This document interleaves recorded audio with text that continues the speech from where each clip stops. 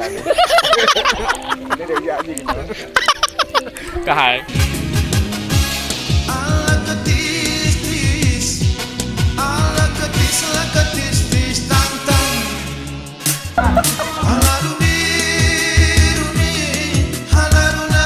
Rila Setit, mantap.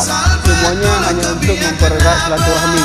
Dan perlu kalian ketahui semuanya, niat kita memang yang pertama hadir di sini untuk membangun kekompakan antara guru, dewan guru, pengurus, saling mengenal antara keluarga A dengan keluarga B, keluarga pengurus A dengan pengurus B, saling mengenal sehingga menjadi ukhuwah di antara kita.